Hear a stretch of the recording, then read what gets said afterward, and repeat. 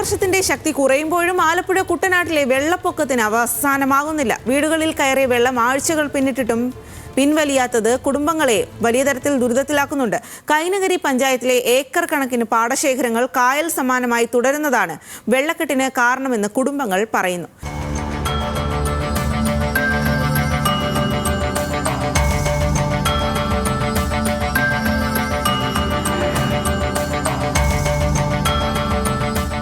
ഈ വെള്ളത്തിൽ നിന്നുകൊണ്ടുള്ള പണിയാണ്. ഈ ജോലികളെല്ലാം കേട്ട് ഒരു 3 മണിയാകുമ്പോഴാണ് പോയി കാല് മൊത്തം വളങ്കടിയാണ്. അപ്പം ആ കാലും പൊക്കി വെച്ച് ആ തടി കിടക്കുന്നുണ്ടോ അവിടെ കയറി അവിടെ ഇരിക്കും. പിന്നെ എന്ത് ചെയ്യാൻ? നമ്മൾക്കിപ്പോൾ ചെയ്യാതിരിക്കാൻ പറ്റും. എപ്പോഴും 1 വട്ടോ 2 വട്ടോ വെള്ളം കയറിയെന്ന് പറഞ്ഞ് ഒരാടുക്കലോട്ട് ചെയ്യല്ല. അവർക്ക് ബുദ്ധിമുട്ടല്ലേ.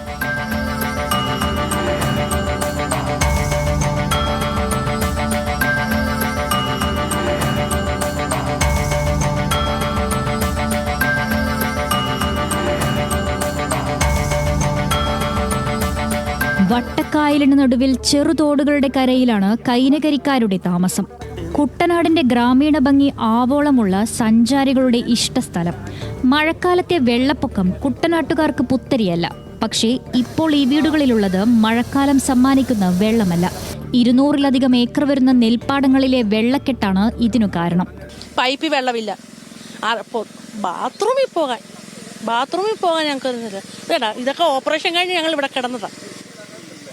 ഇതാ നിർവാഹം. ഞങ്ങൾ എന്ത് ചെയ്യണം? ഞങ്ങൾ മെമ്പറെ വിവരം അറിയിച്ചപ്പോൾ മെമ്പർ പറഞ്ഞു ഞങ്ങൾക്ക് ഫണ്ടില്ല ഇത് ശരിയാക്കാനെന്ന്. ഞങ്ങൾ ആരോട് പരാതിപ്പെടണം? എവിടെ പോകണം ഞങ്ങളെന്ന് പറഞ്ഞാൽ ഞങ്ങൾക്ക് വലിയ ഉപകാരമാണ് ഞങ്ങൾ ഈ പെരക്കാത്തു നിന്ന് വെള്ളം പറ്റിച്ചേരാൻ. വലിയകരി, മീനപ്പള്ളി, കനകാശ്ശേരി എന്നീ പാടശേഖരങ്ങളുടെ സമീപത്താണ് ഈ വീടുകൾ. 1ാം കൃഷിക്ക് ശേഷം ഇരച്ചെത്തുന്ന കിഴക്കൻ വെള്ളം പമ്പിംഗ് ചെയ്തു മാറ്റിയാലേ 2ാം കൃഷിക്കായി നിലമൊരുക്കാൻ സാധിക്കും. അതിനായി ഒരുക്കിയിരിക്കുന്ന മോട്ടോറുകളാണ് ഈ കാണുന്നത്.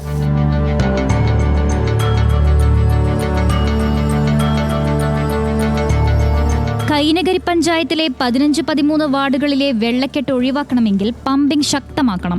പാടശേഖര സമിതികളും അതിന് മുൻകൈയെടുക്കണമെന്നാണ് നാട്ടുകാരുടെ ആവശ്യം. അന്നേരം ഇപ്പം ഇതിൻ്റെ അകത്ത് മഴ വീണ് ഇപ്പം പറയാൻ പറ്റത്തില്ല. നമുക്കിപ്പോൾ മഴ കൂടുതൽ വന്ന് ഇതിൻ്റെ അകത്ത് മഴ വീണ് ഈ പാടം മാത്രമേ പോകത്തുള്ളൂ. നമുക്കത് പെട്ടെന്ന് അതിനുള്ള പരിഹാരം കാണാം. ഈ 3 പാടം കൂടെ പോകുമ്പോഴാണ് ഭയങ്കരമായ രീതിയിൽ ബുദ്ധിമുട്ട്. അന്നേരം ഇത് എത്രയും പെട്ടെന്ന് ഞങ്ങൾക്ക് ഇതൊന്ന് സാധിച്ചു തരാൻ ഞങ്ങൾ വലിയ ഇതിൽ പറയുകയാണ്. എൻ്റെ പേര് റാഫി. ഓക്കെ. ബുദ്ധിമുട്ട് നേരിടുന്നത് പ്രായമായവരും കുട്ടികളുമടക്കമുള്ള നിരവധി കുടുംബങ്ങളാണ്. പരാതി പറയാൻ താല്പര്യമില്ലാഞ്ഞിട്ടല്ല, പക്ഷെ പറഞ്ഞു ഇന്നാട്ടുകാർക്ക് തന്നെ മടുത്തു തുടങ്ങി. വെള്ളപ്പൊക്കം എന്ന് പറഞ്ഞാൽ ഇപ്പോൾ ഇവിടെ കൃഷിയില്ലാതെ വന്ന് ഇവിടെ മോട്ടോർ ഓടിക്കാതെ വന്നപ്പോഴാണ് ഈ ഇത്തരം പ്രളയം ഉണ്ടായി. മഴ പെയ്ത്ത് വെള്ളമാണ്. പുറത്ത് വെച്ച് നോക്കുന്നെങ്കിൽ ഇവിടെ നമ്മുടെ പെയ്ത്ത് വെള്ളമാണ് ഇപ്പം കൂട് കിടക്കുന്നത്. ഈ മുറിയുടെ വെള്ളം കയറി കിടക്കുക. എല്ലായിടത്തും വെള്ളമാണ്.